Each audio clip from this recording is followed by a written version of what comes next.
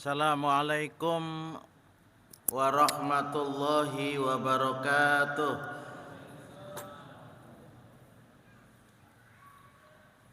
Innal hamdalillah nahmaduhu wa nasta'inuhu wa nastaghfiruh wa na'udzu billahi min shururi anfusina wa min sayyiati a'malina.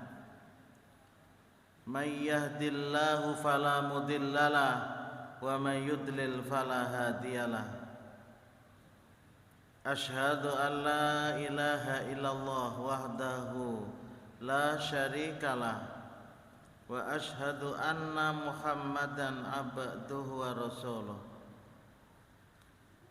Wa sallallahu ala Muhammadin wa ala alihi wa ashabihi ajma'in. Amma ba'd.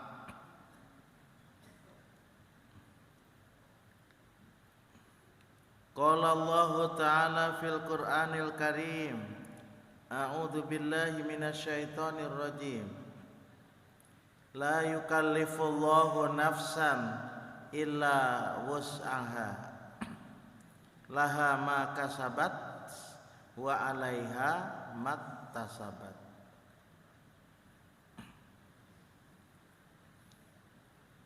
Jamaah Masjid Al-Furqan yang dimuliakan Allah. Salah satu dari rukun iman yang tidak bisa kita tinggalkan, bahkan siapa yang tidak meyakini maka termasuk kafir. Apa itu? Al-imanu bil qadri khairihi wa syarrih, atau al-imanu bil qada'i wal qadar, yakni iman kepada qada dan qadar. Jamaah, akidah Muhammadiyah tentang al-qadar itu juga dijelaskan di dalam himpunan putusan tarjih. Dikatakan di sana juga tidak terlepas dari beberapa ayat Al-Quran dan Al-Hadis, beberapa hadis Rasulullah SAW. Kesimpulannya apa? Yajibu alaina an nu'mina bi anna Allaha khalaqa kulla syai'in wa amara wa naha wa kana amrullahi qadaran maqdura wa anna Allaha qaddara kulla syai'in qabla khalqil khalqi. Apa?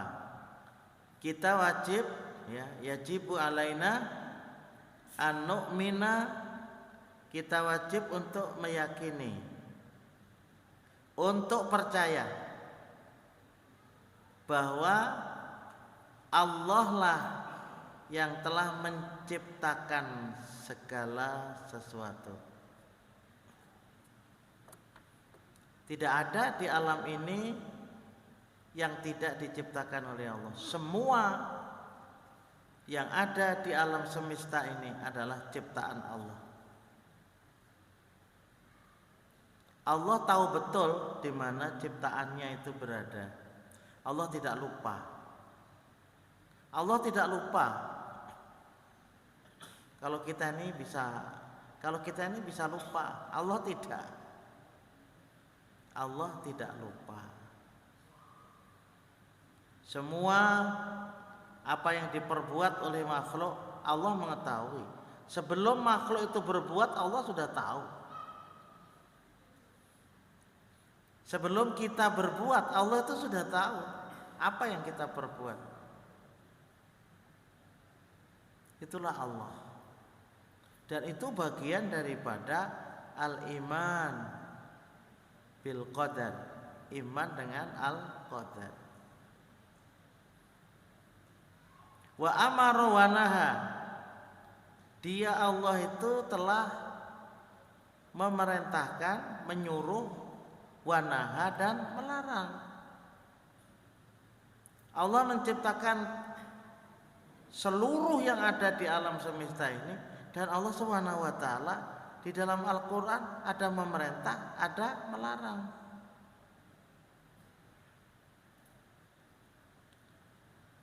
Justru letak nilai kita itu nanti di situ.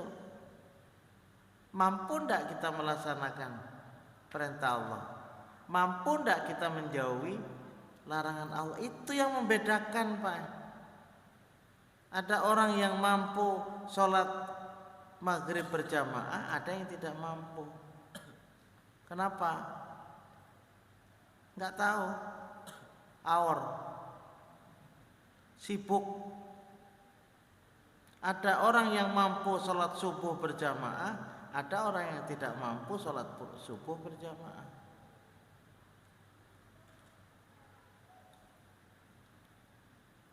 Wa amara wa naha. Dari seluruh langkah yang akan kita ayunkan itu tidak terlepas dari al-amr wa nahyu. Al-amr wa nahyu. Al-amr wa nahyu. Langkah kita tuh mau kemana? Itu ada perintah dan ada larangan. Dan kita tidak sama, langkah-langkah kita kemana itu tidak sama. Dan Allah menulis, Allah Subhanahu wa taala menulis, wa inna alaikum lahafidhin. Dan sesungguhnya yang ada pada kamu itu ya, sesungguhnya yang ada pada kalian itu adalah penjaga-penjaga. Wa inna alaikum lahafidhin. Ahli tafsir mengatakan penjaga-penjaga itu ya malaikat. Ditugaskan oleh Allah malaikat hafadhah. Dijaga, diawasi, gak tidur, malaikat kada guling. Jadi ada orang, aku hendak menyuntan kalau malaikat guring. Ya enggak lah. Kiraman katibin. Penulisnya itu mulia. Penulis amal perbuatan kita dari malaikat hafadhah itu adalah kiraman katibin, mulia. Karena kawa dipandiri, disogok-sogok karena kawa. Oh malaikat tulis nang baik, gak bisa. Gak bisa kiraman katibin. Ya'lamuna ma taf'alun. Mereka itu apa? Melihat, mengetahui apa saja yang kalian kerjakan. Memakai fi'il mudhari'. Ya'lamuna ma taf'alun. Istimrar, terus menerus. Apa yang kamu kerjakan diilmui, diketahui oleh para malaikat hafadhah. Tidak hanya diketahui aja, dicatat, dilaporkan kepada Allah. Allah tidak tahukah maka malaikat melaporkan? Tahu Allah. Allah tahu. Bukan berarti mendelegasikan kepada malaikat Allah tidak tahu. Allah tahu. Itulah Allah. Jadi hari-hari kita itu yang kita hadapi adalah al-amr wa nahyu, al-amr wa nahyu, begitu. Nanti tentu kita berbicara masalah al-amr ya. Masalah perintah, ada perintah itu yang menunjukkan wajib, ada perintah itu yang menunjukkan sunnah. Itu seperti itu. Wa kana amrullahi qadaran maqduran. Dan perintah Allah itu adalah kepastian yang telah ditentukan. Allah Subhanahu wa taala berfirman di dalam Al-Qur'an, itu adalah sebuah kepastian yang telah ditentukan. Jadi kalau bahasa kita itu sudah sebelum Allah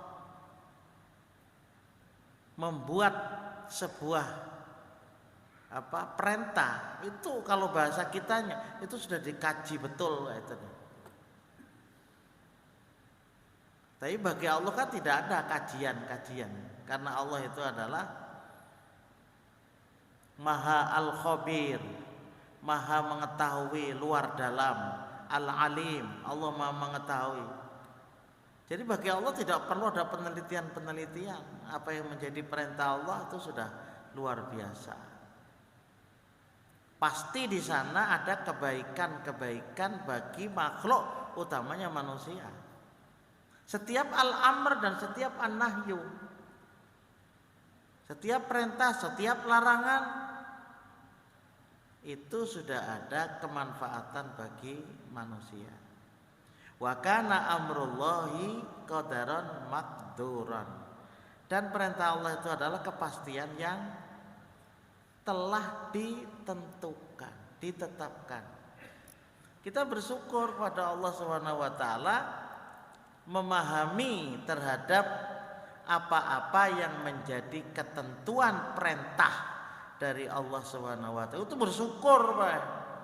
Bahkan kita tiap selesai sholat wajib, alhamdulillah, alhamdulillah, alhamdulillah, alhamdulillah. Itu salah satu di antaranya segala puji bagi Allah. Segala puji hanya bagi Allah yang telah memberikan hidayah kepada ulun, kan ya. Wa annallaha qaddara kulla syai'in qabla al-khalqil khalq. Dan sesungguhnya Allah telah menentukan segala sesuatu sebelum dia Allah menciptakan segala kejadian. Sebelum kejadian itu ada, Allah Subhanahu wa taala telah menentukan segala sesuatunya. Bahwa masjid yang di depan itu akan diganti dengan masjid yang ada ini. Allah itu sudah menentukan. Cuman kitanya yang kada tahu. Allah telah menentukan segala sesuatu sebelum dia Allah menciptakan segala kejadian. Jadi jangan dikira bahwa kejadian-kejadian yang sekarang terjadi itu adalah kebetulan. Tidak ada, bagi Allah itu kebetulan. Kita bersama-sama berkumpul di masjid yang mulia ini nggak kebetulan bagi Allah, Pak. Bagi kita aja yang kebetulan. Kenapa? Karena kita ini tidak menentukan. Yang menentukan itu adalah Allah. Maka dari itu kita bisa mengatakan kebetulan. Nah, kebetulan nah, kebelujuran nah, ketemu di sini. Itu kita. Bagi Allah bukan kebelujuran, Pak. Memang sudah ditentukan. Kalau begitu berdiam aja ya, kan usah bahas apa-apa. Ini yang luput kan di situ. Nah, itu yang luputnya. Makanya berikutnya yusarriful kainat ala muqtadha ilmihi wa ikhtiyarihi wa hikmatihi wa iradatihi.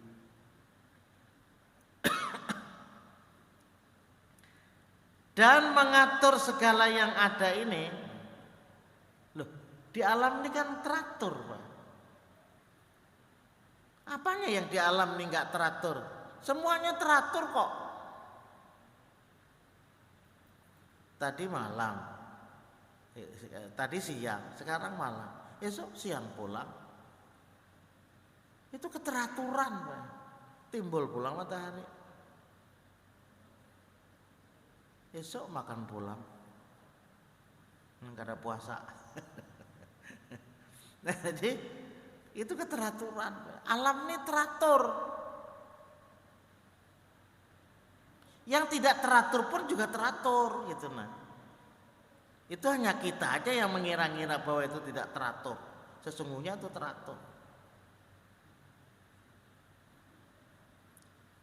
Yusarriful kainati ala muqtadha ilmihi, dan mengatur segala yang ada itu dengan pengetahuan Allah.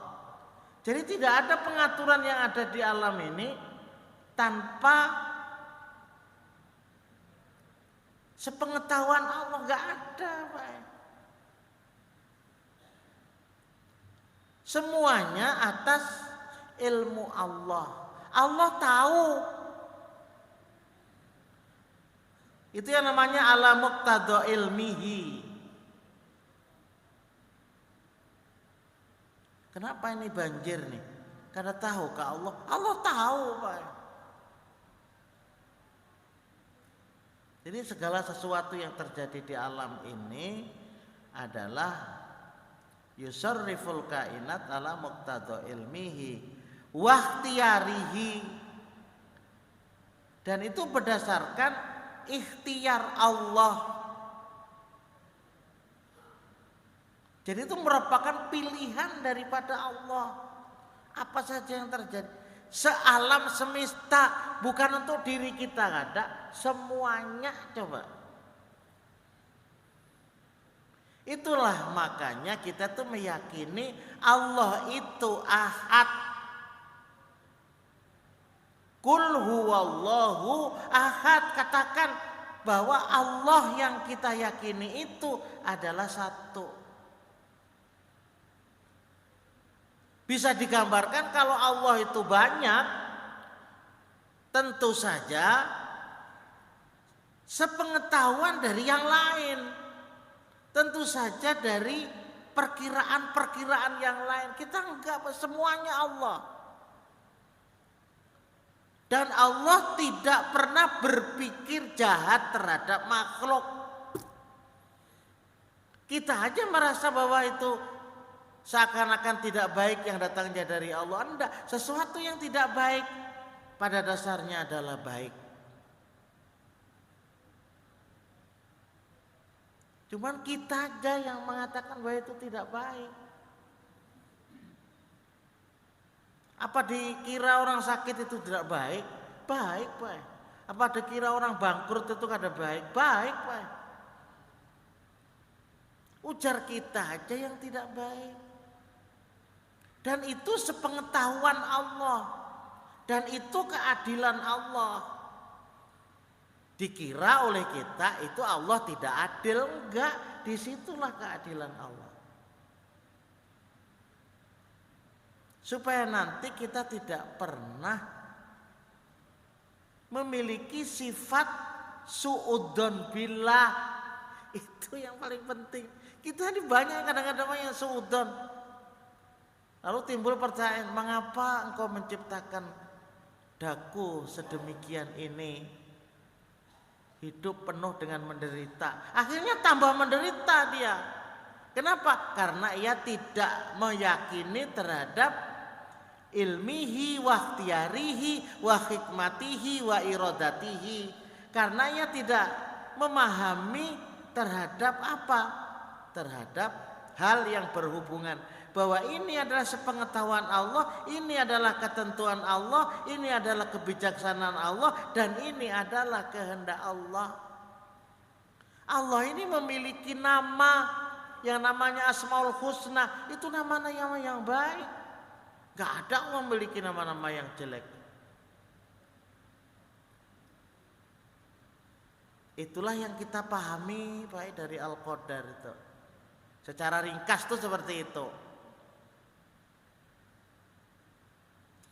Wal af'alu shadiratu 'anil ibadi kulliha bi qadaillahi wa qadarihi wa laisa lil ibad illal ikhtiyar. Apa maknanya?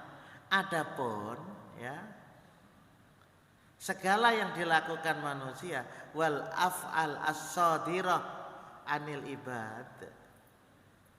Adapun segala yang dilakukan manusia, hamba maksudnya ya, anil ibad. Kulliha seluruhnya bi qadaillah. Semuanya atas qada Allah. Semuanya atas program Allah. Jangan disamakan loh program Allah dengan program kita. Kalau program kita tuh banyak luputnya. Kenapa? Karena program kita itu tidak bisa menentukan kita ini, Pak. Kita bisa berencana, tapi rencana kita ini kita yang tidak menentukan. Yang menentukan itu Allah Subhanahu wa taala. Kita hanya diberi kekuatan untuk merencanakan.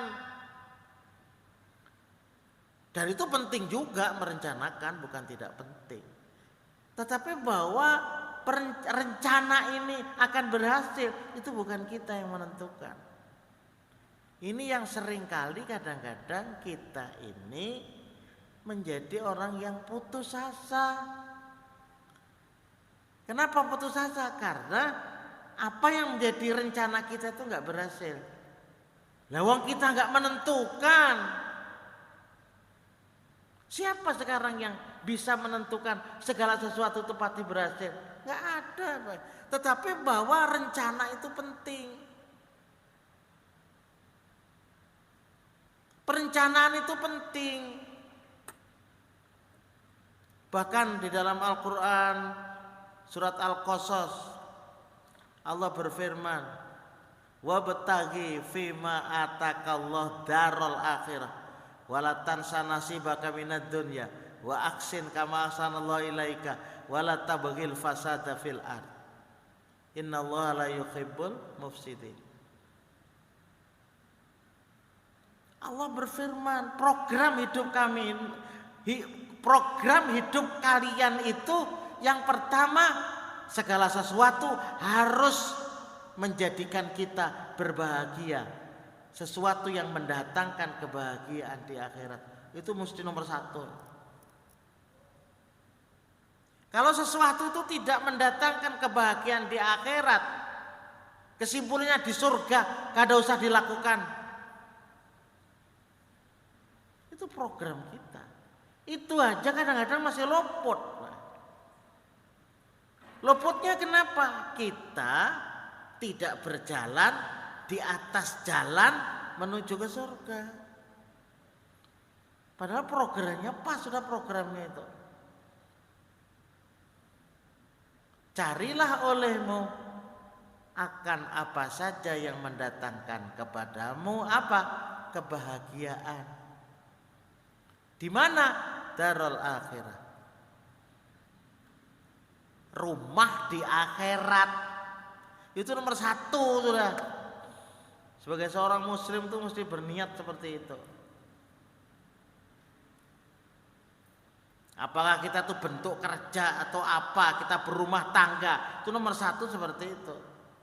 Kita bersuami, kita beristri, sampai alhamdulillah Allah diberikan anak kepada kita. Keseluruhan itu supaya nanti kita bisa bercengkerama di surga. Itu nomor satu. Dengan harapan mudah-mudahan diridhoi oleh Allah. Wala tansa nasibaka minad dunya. Program yang kedua, janganlah kamu melupakan nasibmu di dunia. Di dunia ini perlu juga diatur macam apa cara honor yang 2 juta itu cukup sebulan, kan begitu. Kalau nggak diatur Pak bisa luput toh. Bisa terhutang. Terhutang. Wala tansa nasibaka minad dunya. Yang ketiga, wa aksin kama ahsanallahu ilaika. Berbuat baik sebagaimana Allah telah berbuat baik kepada kita. Kurang apa Allah memberikan kebaikan kepada kita? Ibnu Qayyim itu menjelaskan kepada kita tentang nikmat yang diberikan oleh kita. Itu dirinci oleh beliau, Pak. Kenapa? Karena memang kalau kamu itu mau memerinci, maka kamu tidak akan bisa menghitung nikmat Allah yang banyak itu. Iya. Yang pertama nikmat fitriyah. Nikmat yang berhubungan dengan badan. Nikmat yang berhubungan dengan jasad. Itu nomor satu.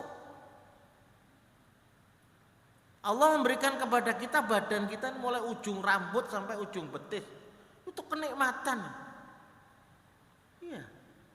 Tidak ada satupun dalam jasad kita yang tidak mendapatkan kenikmatan. Belum lagi yang isinya di dalam. Al-aql wan nafas wal qalbu war ruh. Itu ada di dalam diri kita ini. Tapi itu bentuknya mudghah.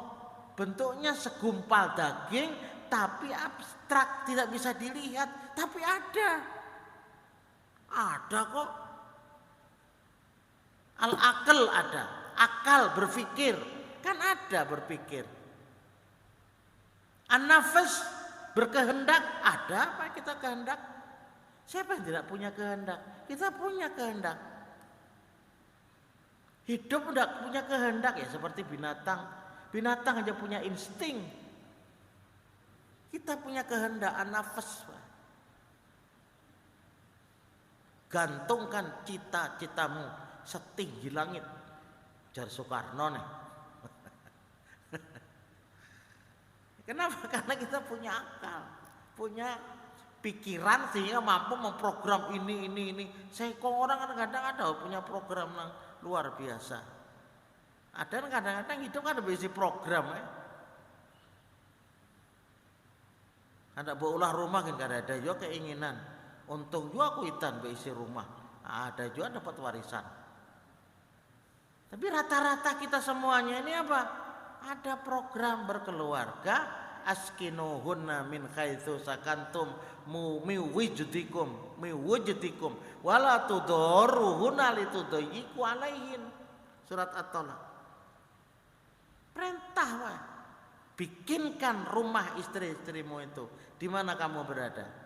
Jangan kau membikin istri itu menjadi sempit, susah hidup.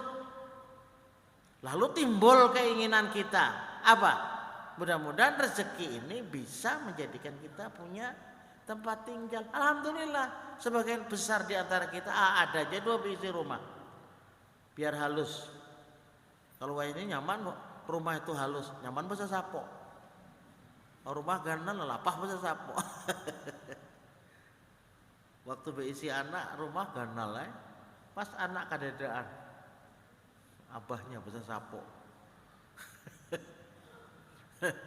Jadi itu contoh. Yang kedua apa? Yang kedua nikmat ikhtiariyah. Nikmat yang diberikan oleh Allah bentuk kemampuan untuk melakukan sesuatu. Jangan disangka bahwa kemampuan yang diberikan oleh Allah itu dari diri kita. Bukan Pak. Itu pemberian dari Allah kemampuan. Ulun bisa berpandir dari Allah. Orang itu tadinya baik berpandir, kemudian karena stroke, lalu karena kau berpandir lagi Pak. Mudah Allah itu mencabut uratnya, dihiringakan atau dipakat, sudah karena kau berpandir. Tapi Allah Subhanahu wa taala memberikan ikhtiar kepada kita. Bisa mendengar, bisa melihat, bisa berpikir, lengkapnya luar biasa tuh. Itu namanya nikmat ikhtiariyah. Sehingga menjadikan kita itu punya rumah, punya tanah, punya sepeda motor, punya mobil, itu kan semua ikhtiariyah. Padahal kita itu dilahirkan dalam keadaan tidak berbaju. Coba, apa yang kita miliki? Itu contoh Pak. Adalah orang dilahirkan dalam keadaan berbusana, ada. Telanjang beritaan Pak. Sekarang kita punya baju, kita punya rumah, kita punya sepeda motor, walaupun rumah menyewa kada apa-apa. Mau dipikirin sebenarnya nyaman nyewa Bang daripada ulah rumah. Cuman biar kalau menyewa tuh diambil, ya kada diambil cuman bana. Yang ketiga apa? Nikmat alamiah. Supaya kita ini mau mensyukuri Pak. Kalau tidak dirinci seperti itu kita tidak tahu. Dikiranya karena menerima apa-apa. Ada hujan, ada matahari. Coba kan. Karena ada matahari. Malam menggunakan lampu. Berapa biayanya? Siang kada boleh lampuan. Mengeringkan baju tanpa dengan apa? Dengan kekuatan tenaga listrik, dengan matahari kering, Pak. Berapa biayanya itu? Itu namanya nikmat alamiah. Alam, ada buah-buahan, ada pohon, ada ngalih misalkan.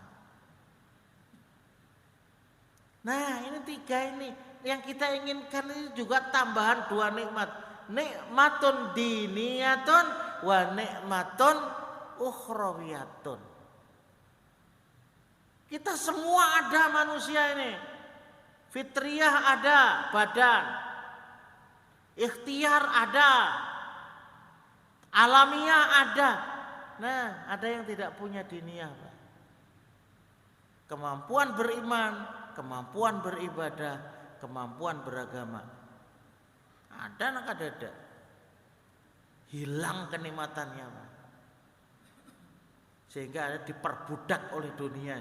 Kada tahu di maghrib, kada tahu di apa-apa. Kita alhamdulillah teratur, jam 6 mandi dah. Itu kini ada nang belum mandi.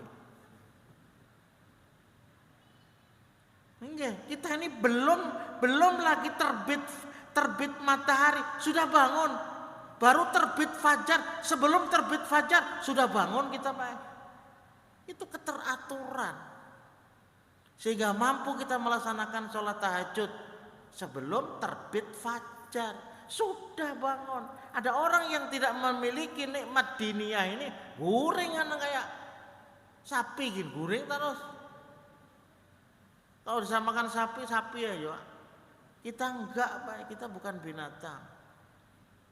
Kita adalah hamba Allah. Mudah-mudahan kita sebelum terbit fajar sudah bangun, minimal sembahyang witir barang. Begitu kita menghadapi subuh, tulah ke masjid, nyamannya hidup nih. Sekarang ini mulai dicari sudah, Pak. Orang di barat sana, entah di mana, di Amerika atau di Belanda atau di Jerman, orang itu sudah dulak sogek, Pak. Kalau kita ini dulak noah, kadepang.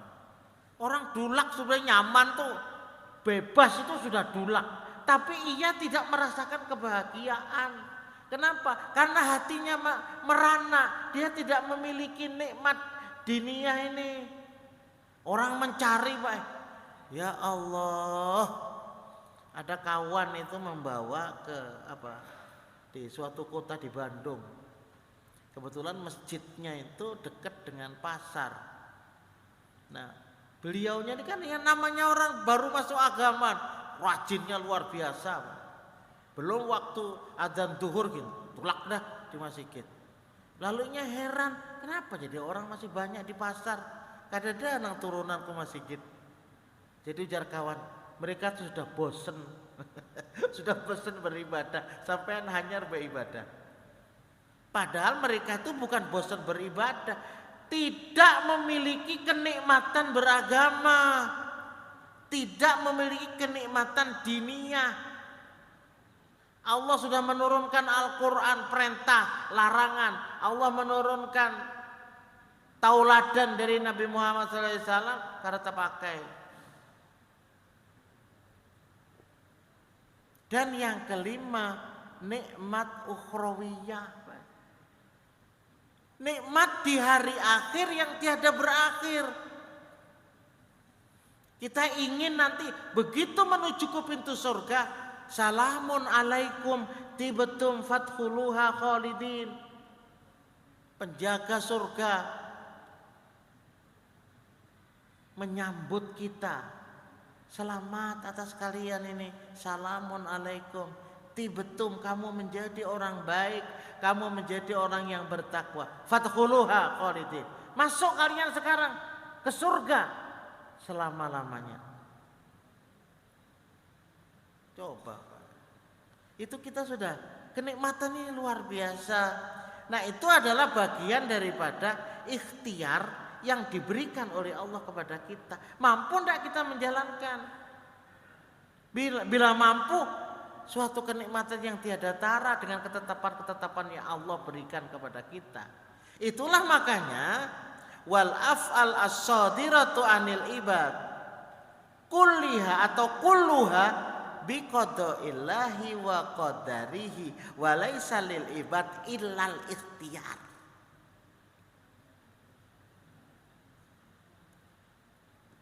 Illal ikhtiyar. Adapun segala yang dilakukan manusia itu semuanya atas qada dan qadar Allah. Kita tidak tahu qada dan qadar Allah itu apa. Hanya termuat di dalam perintah dan larangannya itu Pak yang kita tahu itu. Sedang manusia sendiri hanya dapat berikhtiar. Dalam Al-Quran disebut dengan al-kasbu, kemampuan untuk mengusahakan sesuatu. Tapi menentukan bahwa usaha itu berhasil atau tidak bukan kita, Pak. Tapi perintah itu ada. Nah, ini yang kita lakukan dan kita pahami.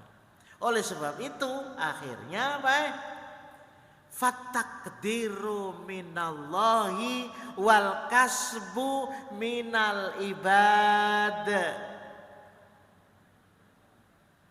Dengan demikian maka segala ketentuan adalah dari Allah dan usaha adalah bagian manusia. Itu pun juga dari Allah. Jangan dikira bahwa al-kasbu, usaha, al-ikhtiar itu datangnya dari diri kita sendiri, kada, Pak. Bukan, itu dari Allah.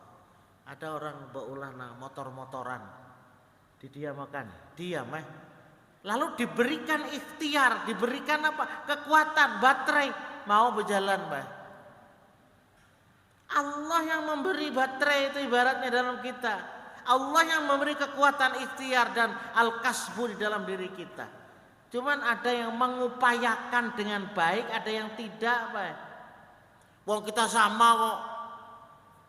Otak ada juga, mata ada juga, lisan juga ada. Cuman kemampuan untuk menggunakan ikhtiar ini tidak sama untuk memahami terhadap al-amru wal an-nahyu. Inilah jamaah yang bisa Allah sampaikan, masih banyak lagi supaya minimal dalam hidup ini betul-betul kita memahami. Jangan sampai kita tuh sama lawan sapi. Apa sih lawan sapi? Sapi itu karena pintar. Nggih. Hadanallahu wa iyyakum ajmain. Subhanakallahumma wa bihamdika asyhadu an la ilaha illa anta astaghfiruka wa atubu ilaik. Assalamualaikum warahmatullahi wabarakatuh.